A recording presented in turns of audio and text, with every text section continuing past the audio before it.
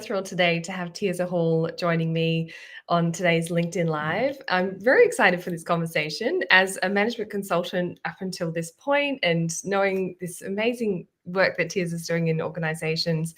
It's been just fabulous to connect and to hear more about your visibility journey, Tiersa. So thank you for joining us. I'll give My absolute as you're joining us from Florida. I'm here on a cloudy day in New Zealand, in Wellington. So love the beauty of connecting across the world. And I'll give the formal intro. You're a master trainer and work culture strategist with over 20 years in HR and leadership across the Caribbean and the US. You're the CEO of Impactful Imprints, an Amazon bestselling author, a Forbes HR Council contributor, and you're known for transforming workplace cultures and developing future-ready leaders.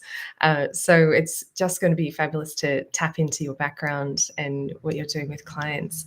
I'm curious to hear how the Forbes HR Council came about. I know you've told me this, and I think it's as someone who regularly taps into Forbes for insights, it's a source we will really rely on. So it'd be great to just hear, and I think as we hear that, we'll hear a little bit about your background and what you're bringing. Yeah, so definitely a true storytelling on visibility. I had a colleague that I actually connected with through John Maxwell. We both did the John Maxwell training, coaching certifications, and that's how our relationship started. And so as we are both building our business and branding ourselves and exploring, I noticed that she was a coach with the Forbes Coaches Council. And so I asked her, what was that about? And she's like, oh my goodness, you'd be perfect for this role. I will, put in a word, and next thing I know, I got an email getting a formal invite to Forbes HR Council. And so the invitation to apply, and you go through the process. And of course, aside from the standards in terms of their financials, you need to meet their financial expectations. I think it's like $1 million or so in terms of revenue per year. Once you got through all of that, then it was really about, the dynamic insight that you could offer. And so you had to prove yourself. At that point, I had a strong social media presence. So again, visibility. And so I was posting thanks to COVID. I shout out to COVID, because if COVID didn't happen, many of us wouldn't be tapping into the true purpose of what we are here to do. So that's kind of how we ended up on that process. And then I got the call saying that you have been selected. And it's been a great journey ever since with Forbes. And just as you were same with me, I would often go on that site for insights. So it's such a great thing to be on the cutting edge of time and to be able to offer people like precision advice based on the current times that we're Amazing. Yeah, it sounds like there's a process where you have a variety of voices coming in to verify information, provide research, and all of those articles are thoroughly prepared, aren't they, from what you were telling me? Yeah. Yes. Yes, and it's a combination. You expert panel, but you also write your own articles. And so you have writers that are there for people who want like extra insight. There's writers that help you shape, and that way you leave that process having a sound writing skill if you didn't have it before. And so there's good insight, good feedback, and it just helps you stretch your muscles again on creativity. Because in current times, we have so much technology, people don't tap into their true core of creativity. So having to do that really helps you to expand yourself. Oh, I love that point. It's such an interesting one where people are really using AI a lot and kind of outsourcing their thinking in some ways. Whereas when you actually go through that process, you get to know your thoughts better. That's one of the advantages of really tapping into that. And you cannot use AI. So that's the thing with Forbes. It has to be your authentic thoughts. It has to be thoughts that you haven't posted anywhere else. And so that really helps you to not get too overly dependent on Yeah. technology and AI. Thank you. That's so interesting. And so you started out with a year up your sleeve to prepare your business. So when you started out in business, you said you had a year, you had that runway, and you really focused at that time on building visibility, because visual image runs the day was something that you said to me. So how does visual image communicate? What makes it so important in your world and in your work? Yeah, and as entrepreneurs and in my line of work, you're not, you can be as good as you are, but if you're not visible, you're not going to connect. And so tapping into that skill is very important, and that is getting outside of the comfort zone. I call it turning your fear into fuel, because if you want your business to thrive and you want it to be successful, then you have to do things you would have otherwise never Yeah. done. And so you have to challenge yourself to put yourself forward, trusting what you already know that you bring to the Mm, table and making yourself known. And so I spent an entire year literally documenting every single experience, every client experience. I recorded videos, I did reels, I, had photo images for those clients that were not as, camera friendly. We did photos, and we did voice note conversations, and we put them over images, but we made sure that the experience was as real as possible. And I think when organizations and clients that are potential for mm, you can see and envision what it is that they need and see that you can provide it, they're coming to you. So 95% of my revenue is clients that come to me from visibility. It's not yeah. me selling. I am like not the salesperson. I don't like chasing, hey, you should try my business. That's not my thing. So if you're someone that's kind of like not salesy, your visibility is your gold mine. It's going to allow that Mm, client to see what it is that you mm, offer. Also, it gives you a solid turnaround on your price mhm. quotations, because if they're coming to you, they're less likely to talk you down on your prices because they've already seen something that you Yeah. offer that they know that you could deliver. And so now you are more confident in your price range because they're coming to Yeah. you. So that's the goal, right? To get them to come to you so you can solidify your Totally. You're deals. really positioning yourself as an expert and then giving that relatability where people can understand who you are, they feel that they're connected to you. So, and you've really, I love how you've diligently done the work to present your work so people don't have to go digging. You're making it easy for people to see the transformation that you can bring. And that's amazing. One of the things that I loved hearing about with a change management kind of consulting background myself was that you really do this extra work when you're working with a client to connect with them as well. So you're connecting visibly with your audience on socials, but you're Yes. also when you're with the client, you're really going deeper to connect with them in ways that others don't, and that sounds like it really sets you apart. So how does that work for you? How are you getting in and connecting with your clients in a deeper way? I think the main thing is when you think about your business, it should always, in some way, shape, or form, be tied to your purpose, Mm, something that you truly feel passionate about, but you feel that is a need that you're wanting to mm, solve and mm, serve.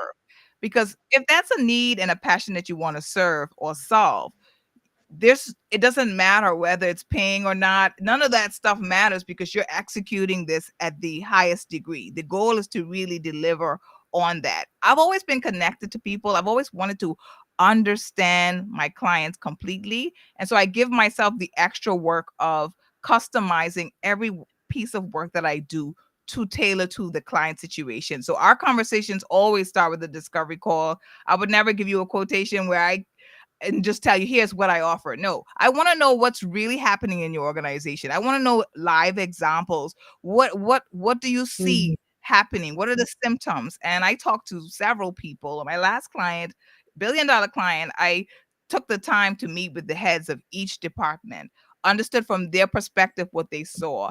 And then I was able to find the common ground, because sometimes when departments aren't as cohesive, they're missing the common ground and they're leading from a specific type of style. mm, So I spent a lot of time doing that ground research before I even move forward so that we have that yeah, precision. And when we get that precision, and the client is happy because we're taking the situations that we've learned and now we're going straight back to work. mhm, And we're not like, oh, how do I use this again? We've already visualized real case scenarios, real challenges, and real solutions. So now they're going into there with the mhm, confidence to say, I know exactly what I need to mm, do, and I can start today. I don't need to start next week. I don't need to start next yeah, month. I can start right away. And that they leave feeling that I want, because Mhm. it's one thing to tell an employee or tell a leader, hey, this is what you need to do. But it's another when they can turn that light bulb on themselves and be like, oh, I see where what needs to happen. And I'm ready and eager to get it done. Yeah, so good because you're not requiring that mental work where people have to, take the ideas, the theories, the Yes. strategies and think, well, now exactly how do I apply it to my situation? They are much more likely to have a reel in their mind that they can play out and think, Right. Like remember KISS, right? Keep it yeah, simple. Keep it simple. We are so distracted in current mhm, times. We just don't have time to be as creative, to get as deep. So if we yeah, can solve some of these things in the room, mhm. let's do that so that makes it easier when they get out. Yeah, I love that. So good. So good. You mentioned turning your fear into fuel in an earlier comment there. And we talked about how during the pandemic, everything felt uncertain. You mentioned that and work was changing. You had to innovate under pressure. So, what can you remember back to that time? What blocks did you face that were, really in the way of you presenting your best self to the world, or presenting your business to the world? Well, during the pandemic, that's kind of where everything you knew kind of came to a pause. And I Mm, think organizations were also trying to figure out what it is that they needed to do.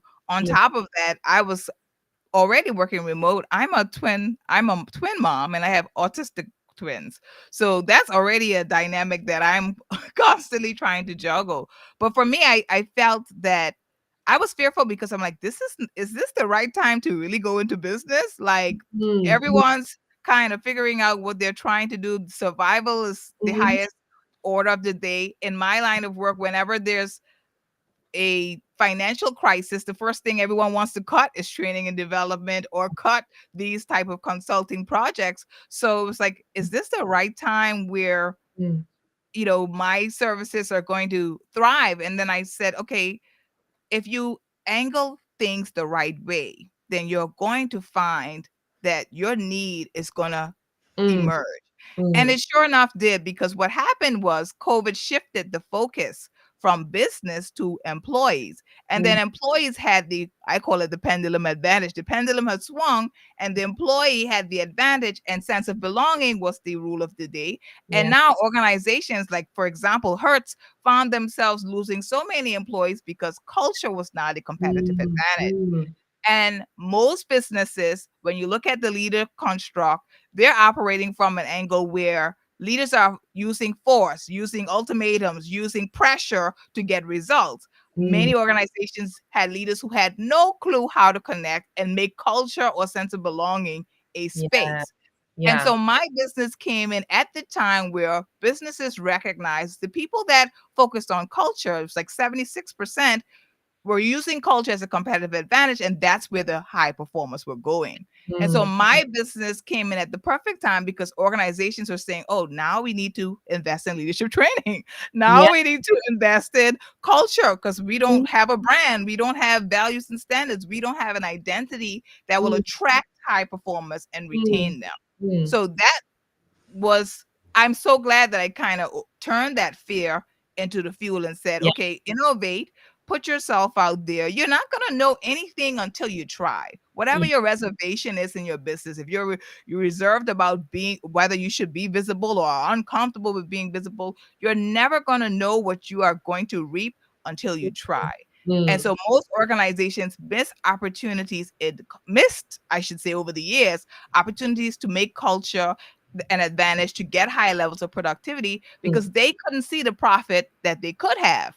They mm, only could see the profit they lost. And that's yeah, what happened. When COVID came, they lost productivity, they yes. started to lose employees, and now they saw the value and the impact of culture and Mm, leadership and development. So that was really the challenge for me in visibility. And I think pushing through, and sometimes visibility is seeing the unseen, yeah, right? Sometimes you're nice. there, you know it's there, but you can't physically see it, but you have Mm, to use that grit to mm, help you be able to visualize what you mm, know is behind that mm. cloudy area there.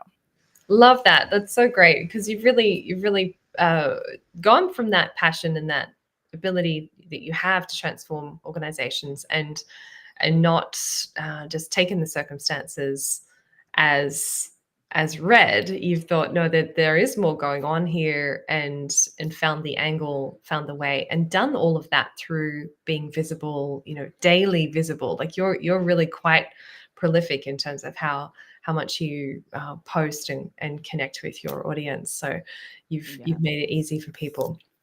Something else we talked about was that as a special needs parent, you mentioned autistic twins, you're forging an unconventional path and looking to build something where you're creating a model for other parents who might be in a similar situation to sustain their success through passive income and other methods. So how do you see that playing out? I guess the question really is, who do you see yourself becoming in business? How does this kind of, where does this go for you? Yeah. Well, I'll definitely say my dream is truly to find that space. My Mm. daughters are like my primary motivation, Oh, amazing. and I feel that as parents, especially special needs parents, when you get a diagnosis like that, it's like the first thing is, okay, my life is over. I'm just going to have to take care of this person. And I Mm, just always believe like you could have it all. Like you can mhm, figure it out. And if you mhm, align it accordingly, you can have it all. And I think mhm, you just have to redefine what those goals and those dreams look like. And for me, the visual is to really teach other special needs parents how to change their career concept from the 9 to 5 to something that they can do that will allow them to earn, but to continuously earn for mhm. their children. And that's something that will continue to rev up even after you're gone, because that's Yeah. one fear that we always have is dying. What's going Yes. to happen when we die? So for me, I want to teach, I want to master it. And then I want to teach other special needs parents how to find their gift, hone their gift, use visibility, use social media to Mhm. earn passive income where you can earn money in your sleep, you can take care of your children, and you can fulfill the God-given purpose that's within you. Yeah. That gift, that thing that you have that only Mhm. you have, that thing that comes easy. I saw Steve Harvey said that the other day on TV. He's like, your gift is that thing that you just do so easily that Mm, others have to really create or think about. And mm. it's hard sometimes to find out what your purpose is, but that needs to be fulfilled. And when that's fulfilled, it really heals other areas of your life. And so I feel like I don't want anyone to feel like they are cut off from their dreams and their goals. And Yeah. no, will it be easy? No, but it's definitely achievable. And that's Mm. what my dream is. I hope that I can master it, and then I could give people the blueprint so that we could have that kind of harmony, because special needs parents deserve it. It's not an easy road at all, and they Yeah. deserve that success and that unconventional way of success. How inspiring would that be? Totally inspiring, totally inspiring. The people I've met along the way who are in a similar situation, that's one of their really big concerns is, they're here to look after their children now, but what about later? And to really, have a pathway for that, I think would be incredibly liberating for so many people. So yeah, thank you for what you're doing there as well. And Tiersa, how can people connect with you? Where can they find you? And I know that you're also giving a freebie here, 5 keys to leveling up professionally, which are practical strategies people can start implementing. So where can they get hold of that? Sure. I mean, if you looking for me, you can find me pretty much on almost every social media platform, but mainly LinkedIn is where I spend most of my time every day. I'm on TikTok for the younger generation, just focusing on, toxic work cultures and really understanding the different generation dynamics. And then I'm also on Instagram. But for your freebie, you can find it on my website, www.tiersahall.com. You can click on it. You'll access the freebie. It's steps to leveling up professionally, and it really is a combination of mindset, psychological influences, as well as the technical stuff that relates to like leadership and development. So if you're really just trying to go to a different place than you are right now, getting to a higher position, we have to think about what am I missing? What haven't I focused on? And this just Mm. gets you on that starting point to start to visualize where you're trying to go and be able to achieve that. So that's my gift to you. Fabulous. Thank you for the inspiration. Thank you for sharing your journey. Thank you for opening the curtains a little for us, but around what it's like to be in this position of influence. And I think you've given us so much that people can relate to and be inspired by. So it's fabulous to talk with you. Thanks so much, Tiersa. Pleasure. Thanks for having me. Amazing to chat. And I've realized I've written down this quote, which is attributed to Alice Walker. She's a Pulitzer Prize winner. That the most common way people give up their power is by thinking that they don't have any. And so I think Mm. what you were saying there around you've connected with, wait, there is a way, there has to be a way. You've just dug in and said, I'm not going to just accept that this means that I don't have options. So yeah, thank you for bringing that inspiration. Yes, Great that's to a good chat. note to end on. Absolutely. Thanks again, everyone. Thanks again for watching, and we'll be back next week with another Mark Makers conversation. Thanks, Awesome. Tiersa.